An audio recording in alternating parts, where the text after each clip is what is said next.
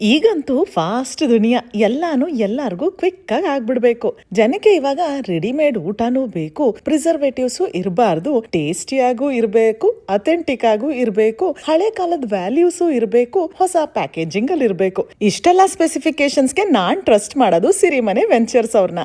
ಎಲ್ಲಾ ತರದ ಚಟ್ನಿ ಪುಡಿಗಳು, ಮುದ್ದೆಗೂ ಸೈ ದೋಸೆಗೂ ಸೈ ಅನ್ನೋ ಮೆಂತ್ಯ ಹಿಟ್ಟು, instant upma mix, readymade foods, strengthening powder, digestion powder, dry ಬೀಡ, ಹೀಗೆ ಬೇಸಿಕ್ ಆಗಿ ಬೇಕಾಗಿರೋ ಅಡಗೆ ವಸ್ತುಗಳನ್ನ ಅಥೆಂಟಿಕ್ ಹರ್ಬ್ಸ್ ಯೂಸ್ ಮಾಡ್ಕೊಂಡು ಟ್ರೆಡಿಷನಲ್ ಮೆಥಡ್ ಅಲ್ಲಿ ವಿತೌಟ್ ಪ್ರಿಸರ್ವೇಟಿವ್ಸ್ ತಯಾರಿಸಿರ್ತಾರೆ.